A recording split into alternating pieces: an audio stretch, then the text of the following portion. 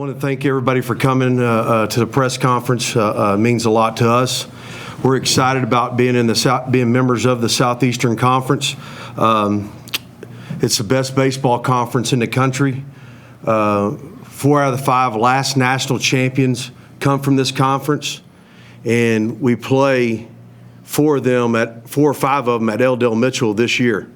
And in our non-conference schedule is going to be really good.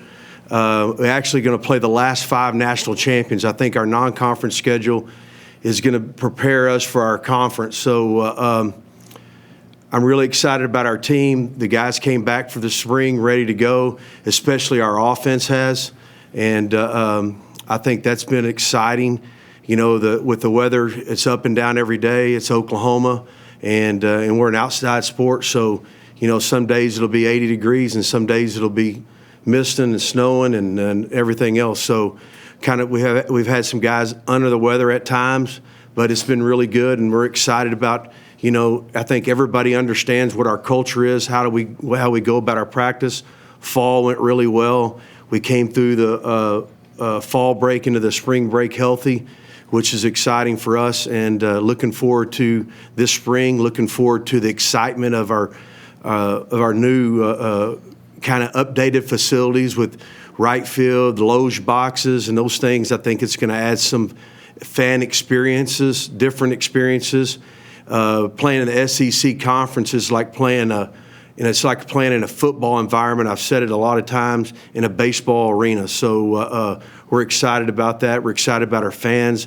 Our season tickets are up. I think we set a record last year, and I think we surpassed that record this year so far. So we're excited about that and looking forward to a good spring. Let's get it like Kyson and Malachi both had really good summers playing with Cape and USA. Just what have you seen from them development-wise, and then how much they've improved? I think the growth of playing for Team USA, playing for your country, means a lot to you.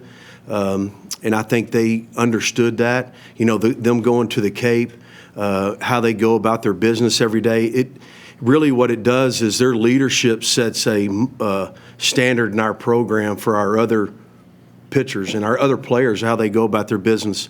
And I think that helped. I think they were aware of it, playing for Team USA, from how you stand for the national anthem and how you go about your business. I think that's what's been exciting, and the growth of Malachi has been really exciting. I think his little bit of change in his delivery has really helped him be more consistent, and we're looking forward to watching him compete. I mean, the game's an imperfect game. It's not a perfect game, and I know one thing: when I sit over in that other dugout and watch those guys pitch, they're going to give you effort. And that's all you can ask out of them. They can't be superheroes. They just got to go out and be themselves, and themselves are good enough for us. Yeah, Skip, sticking with the pitching, fans are really excited about Cam and Crossland in particular. What are those two guys bring to the table for you? Well, I mean, I think Cam's grown up a little bit. He's understanding how to take it one pitch at a time. He's really exciting to see his growth from when he got here. I mean, he's changed completely with what our strength coach has done, Tim Overman, our nutritionist. I mean, it's really helped him as he's grown. I think Malachi and Kyson's helped with the leadership of understanding how we work and how we go about our business. Our sports science program has really helped him a lot. And now in our mental performance coach has helped him as well, going through us and helping us how to make sure he understands taking it one pitch at a time. You can just take it one pitch at a time and understand one pitch at a time is really where you're going to it really matters a lot. Skip, obviously you lost 3 guys from your outfield that had, you know, been big pieces there for a while, but obviously Walk's got some experience. Deshaun and Brandon, how do you feel about that group going into the season? I'm really excited about it. I mean, they have one of the best coaches in America with Reggie Willis as an outfield coach. You know, a lot of time we lose sight, because I'm sitting up here as the head coach of the invisible. Our invisible guys are our coaches. You know, they're invaluable. And with what Ryan Gaines, Reggie, Todd Butler, all of them, Russell Raley, all those guys do, I think that they've come along, understand how to practice and how to go about their business. Walk is matured a lot, understands he's going to play center field. He sometimes he plays so hard, he kind of plays reckless. He's learned how to get through that a little bit. Brandon Kane's done a great job. Deshaun Harris, Deshaun Harris is a great story for us. He came in our program as a walk-on, and he's gotten better every year, and he'll see a lot of playing time. Sam Christensen's played good. He's had a really good spring, and I think those things can continue. And here of late, Gamble has been really, really well. Swung the bat really well. So we're excited about that. They're really dynamic athletes. All those guys in the outfield, they can run. Dickerson, we've moved Dickerson from the infield to the outfield. This guy's got a lot of power. He's got a lot of ability, and it's just now seasoning him. He reminds me a lot of Hardman as a freshman. Has a lot of ability, and just kind of put him in pieces where he can succeed and watch that confidence grow. Is it one of those things that when you're replacing 65% of the offense, is that almost overblown in a way, in that you guys did go out and recruit well? Is there, I guess, a confidence in what you guys will be offensively here through this first? That's a great question. It's you look at it, when we made this transition, and we hired Todd Butler. The guy spent 15, 17 years in the SEC as a recruiting coordinator. I call him a bird dog. I'm just a country guy. That's what I call him. He goes out and he'll find them. He will find the guys in how they fit our culture and how they go about their business. And, losing 65% of your offense is really difficult. We lost 55% of our pitching. And so when you look at those numbers, it scares you. But if you just think about winning pitches and understand the process and lose yourself in the process instead of dealing in the results, then all of a sudden you start looking up the middle of the field. You got Easton, you got Mudler back, you got Willich, you got Jason Walk in center field, and those guys are up the middle of the field where you want to be strong and you want to have some experience, and those guys are coming back and having experience. And I think their fall, they had to learn a different system, learn a different culture, our compete clause culture, a championship standard, how you go every day, Oklahoma before you, the mentality, the process, engage with each other, the toughness and the energy you bring to practice every day. Every one of those players had to learn it from these guys sitting up here, and I think they did a great job. Now it's just trying to polish those guys in our offense and how Coach Willits runs our offense. And I think that's getting those some continuity and figuring out who hits behind who leads off, who hits in the 9-hole, and going forward and just try to put as much pressure you can to create some chaos on the field for the other team. How do you manage the bullpen? There's so many arms and so many guys. Is it just you got to get them in there at some point and see if they can sink or swim type of deal? Well, Eddie, you've heard this statement before. How you do that is, my dad had a cowboy hat, and how he paid his bills, you just pull, that bill, I'm going to pay that bill, when he pull out a cowboy hat. You just got to pull the guy out, and you got to throw him out there and see what he does. Yeah. Well, I think the biggest thing when you're running a bullpen, you got to put them in situations where they're going to succeed. Right, left, right, or you look at pitches, you look at strength of a hitter, weakness of a hitter, strength of a guy in the bullpen, weakness of a guy in the bullpen versus a hitter, and you start looking at that and you start dissecting as you go through it. And then you play the hot hand. There's a lot of guys that you play the hot hand, and all of a sudden that guy starts getting experience. And, look what we did with Cade Horton, and those things will happen. The greatest thing about baseball in our world today is in pitching is those guys are going through the lineup once or twice. That's it. Back in the day, I think Jim Palmer won 20 games, 8 seasons. That'll never happen again. Yeah. And so they're throwing 3, 4, 5 innings, and so your bullpen is just as important as your starters. A lot of times everybody looks at, hey, I'm a Friday night starter. It's really the invisible guys that are invaluable, your bullpen. It's the guys that, hey, they're sitting in English class, or sitting in biology, or they're sitting wherever in a business class, and they look out Hey, they were playing a game. I might throw the 6th inning tonight. I might throw the 7th inning tonight. I might throw the 8th inning tonight. I might throw the 9th inning. That's the exciting part as a pitcher. You can make a difference as a reliever in 30 to 40 games in a 56-game schedule, where a starter makes a difference in maybe 12 or 15 games. So it's, it's like last year, Malachi, I had an exit meeting with Malachi going from the fall and from the fall to the spring, and I said, Malachi, I just know this. At the end of the game, if we can get you used to it, I want one of our best pitchers pitching at the end of the game, and that's what I've designated you for. Even though he'll start this year, I wanted one of our best pitchers to pitch at the end of the game. And he did a great job for us last year understanding that role. And getting those guys to understand that role is really, really difficult at times, especially in the world that we're living in an NIL world, in a selfish world that we're living in. It's all about me, and it's not about us. A lot of times you look at we're always worried about one. We're not worried about this, but this is stronger than that when we all come together. For Kyson and Malachi both, can you guys just compare maybe how far you've come or how more comfortable you feel or whatever since maybe this time last year when you first got here? Skip helping you, obviously. Yeah, like Coach said about Team USA and the Cape, I think that experience playing with the best people around the world, names that I've seen play in the game, that just top guys really help with the experience and the confidence coming back and really trying to share our experience with the other team and our teammates and seeing them rise as well.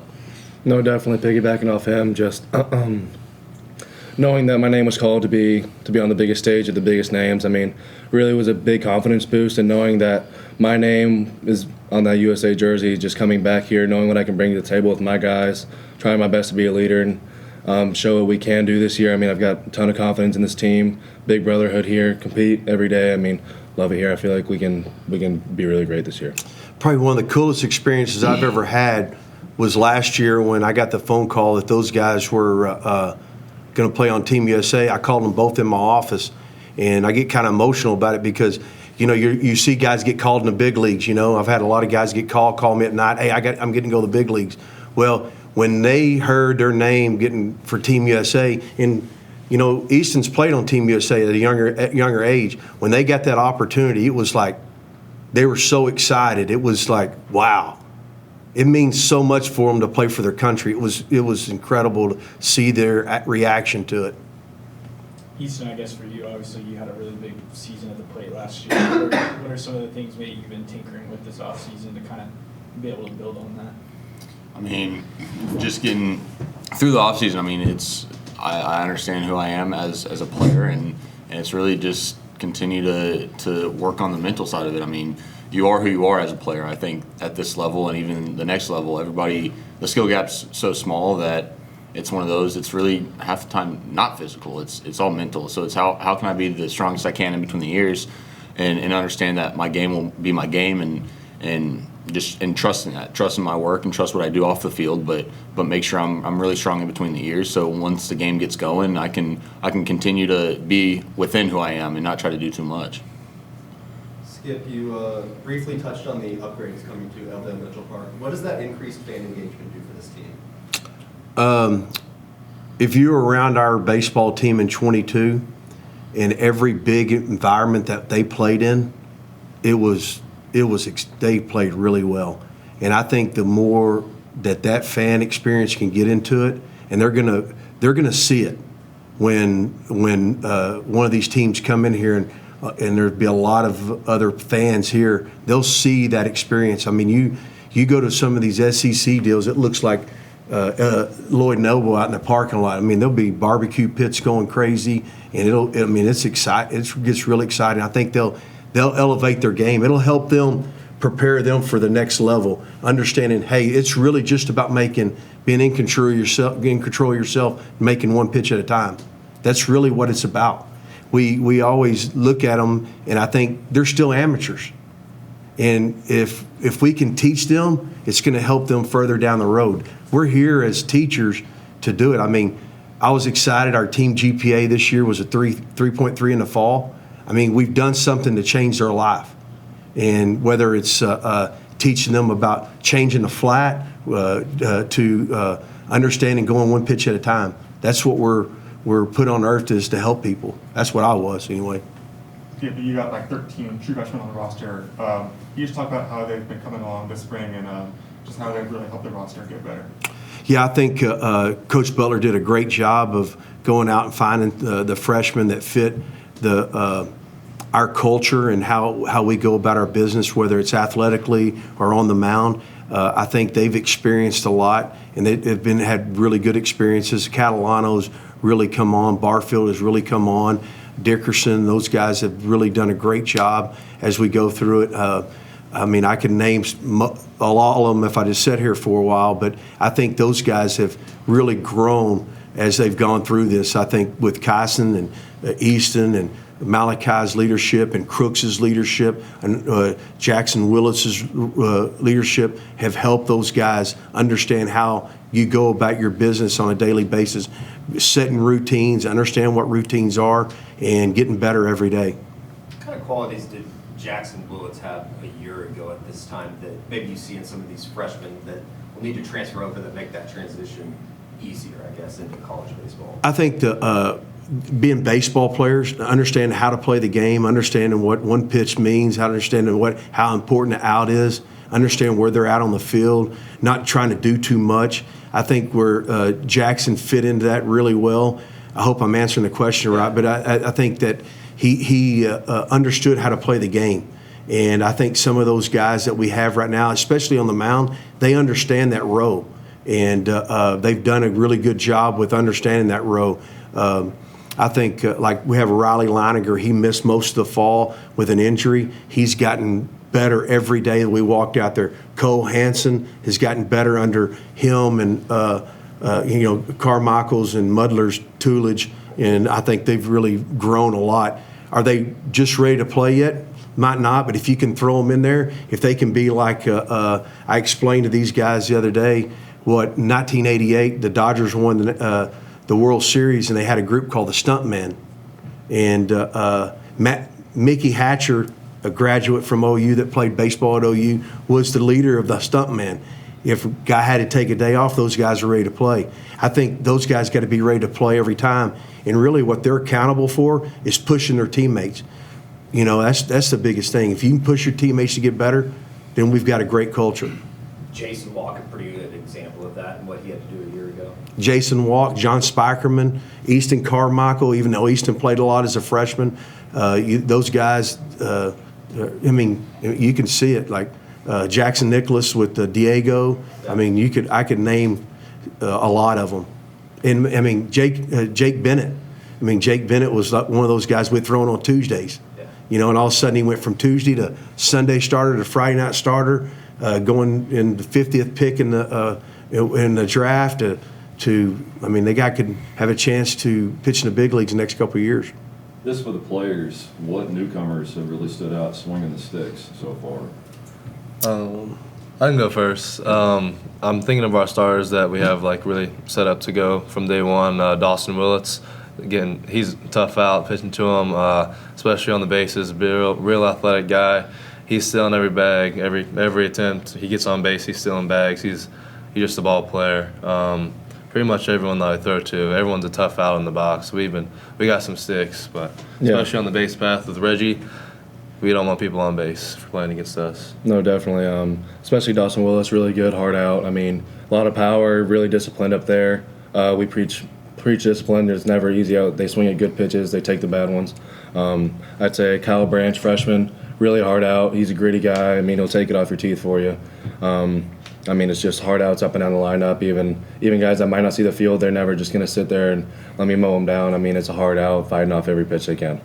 Yeah, I mean, like they both said Dawson, and I can continue on about him, but yeah, I mean, he's been really good, and I think he'll be a good piece to the middle of the order this year. And then even again Kyle, and then I'd even say Gamble, like he said, is just he's really swung the bat well this spring, and it's one of those guys where it's just like, dude, he can be a pest. One of those guys who just won't strike out a whole lot and just kind of really give you troubles on the mound. And so then he'll sneak a base hit here and there, and then he can cause some chaos on the bases. So it's one that he's probably been my biggest, I guess, joy to see this spring, just because again he's a hard out.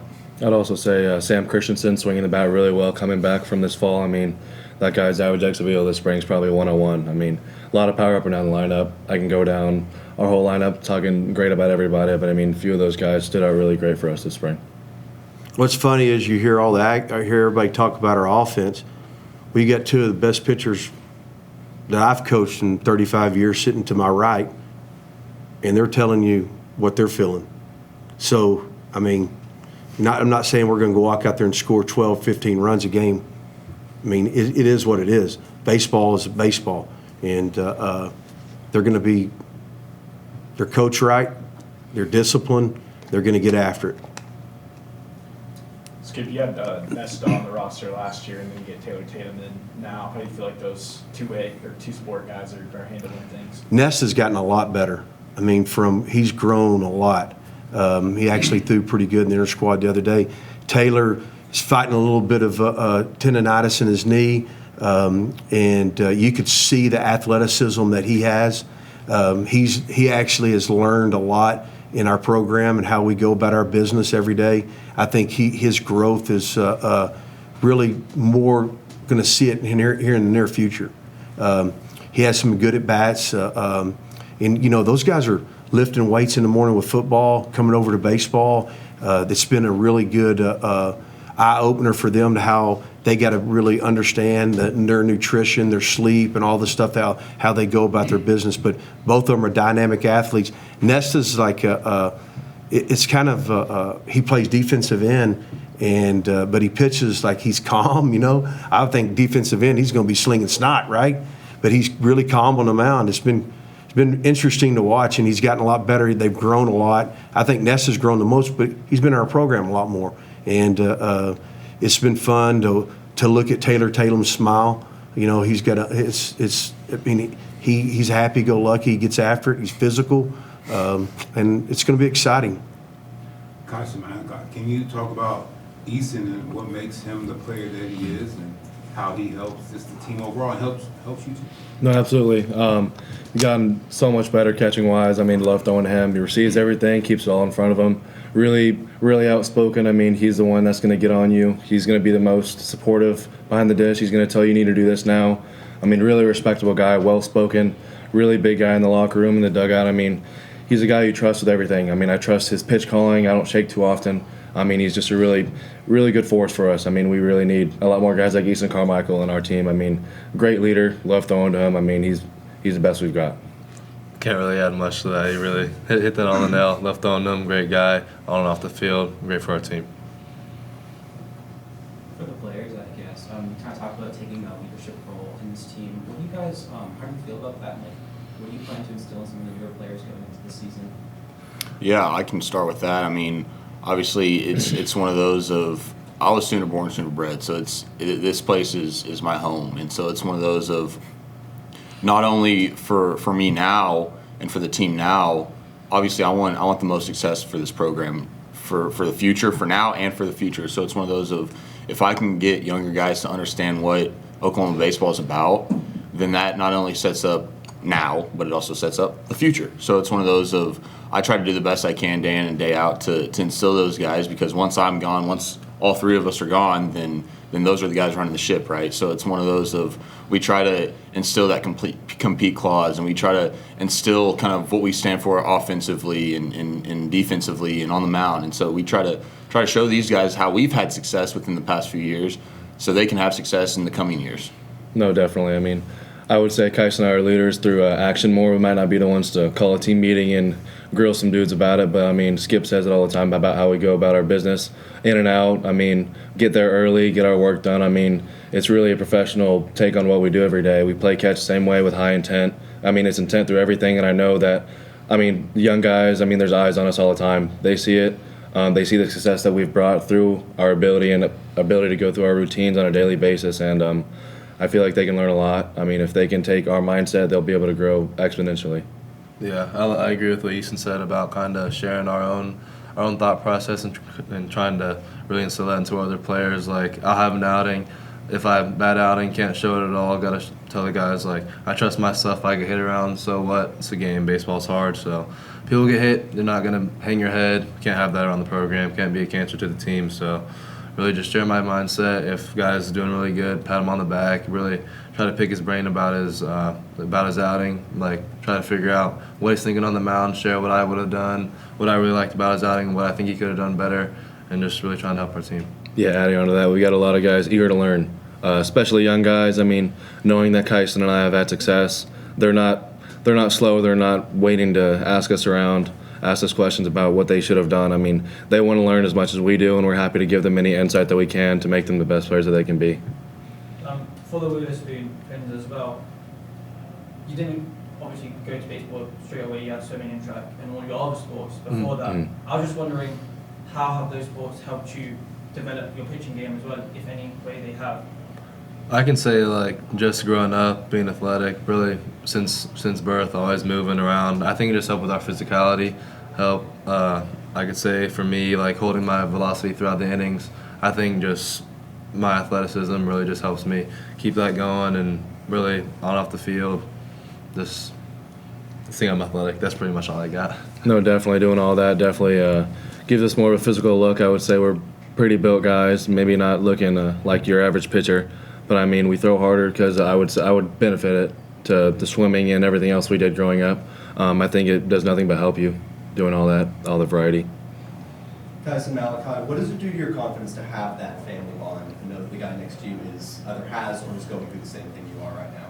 Well, it's awesome. He's my built-in partner. Like, we play catch every day, and if we see something, we're harping on each other. If we see each other slack, which we really don't ever, but we keep each other in check and really try to keep us to the same standard. No, I know. I play catch with him every day. He knows me better than I know myself. I'd say the same for him. I see a little thing. I mean, I'm quick to tell him. He takes it. He takes it well. I take it well. I know he's got my best interest in his heart. So, I mean, it's great. I mean, I grew up playing catch with him, and I'm able to do it here on the big stage. I would say it's more of a blessing than anything. I mean, we weren't expected to go to the same colleges growing up, but being here at the SEC with my brother, man, I mean, it's a great feeling. I'm blessed to be able to do it. Easton, you guys talked about who some of the new hitters are that impressed, but who are some of the new arms that you've really enjoyed working with so far? I mean, obviously you can't leave out these two, right? But I guess newcomers, I'd for sure say Crossland. I mean, having an older brother who's a big changeup guy, to have him who's a big changeup guy too, it's kind of, I get to reminisce when I catch him a little bit, just because of he has a lot of feel for that pitch. But so he's awesome to catch. And getting really to know Cam Johnson a little more, and being able to catch him quite a bit too. He's one of those where he's fun to catch, because it's one where I can really talk him through some stuff, and we can really get through together. It doesn't really feel like I'm catching. I feel like I really get to work with him in a battery. So I love catching him as well. So those are the two that initially stand out. And even Catalano, Dallas ties a little bit. He played on the same summer organization I did growing up, and so I've known him throughout the years, and finally getting to catch him has been awesome. And we share a lot of the same previous coaches and friends and whatnot, so getting to really kind of get around him and know him well has been awesome as well. Skip, can you put a value on having a 1-2 catching tandem like Easton and Mudler, what that does for you? Well, I look back at, and I don't like to, I look back at some of the teams that I've played against or watched or anything, and I remember Curtis Thigpen and Taylor Teagarden at the University of Texas.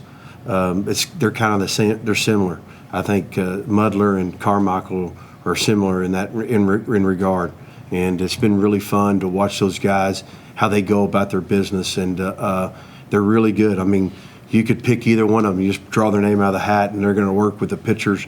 They're going to get after it, and both of them are Easton might swing the bat a little bit more. One's right-handed, one's left-handed. Who knows? I mean, but I think that their leadership is what really is big for me, and I think where these two guys are good, they're really talented, and him too, and Mudler. They're really talented, and they got physical ability, but what they have too is they have heart. They have a will, and that's what's really fun to watch. And when you go watch a baseball game, don't just look at the physical traits of it. Look at the will that they have, how they go about it, how hard they play, how gritty they are, how they just don't give in, and they don't care if they give up a hit. They're just going to continue to go right at you. Or this guy's going to have a 7-8 pitch at bat, you know, and that's what's fun to watch, man. When you look at that stuff, it's really fun. It feels like it's gone almost a little overlooked considering what he did in the postseason last year. But Grant Stevens back for you this year. Just the value of how much he's pitched at this level and just how he kind of fits in. I think his biggest deal is his leadership and how he goes about on a daily basis, how he talks to the younger guys and these guys too. I mean, he's full of confidence. I mean, it's really fun to just sometimes you got to, hey man, hey, stop. That's enough, you know. And that's what's awesome about Grant is he's like having another coach in the bullpen because he's a lot older and he's experienced a lot. He's been around a lot of baseball. I think that's the biggest draw that he can give to this team more than anything, more than any ability on the mound.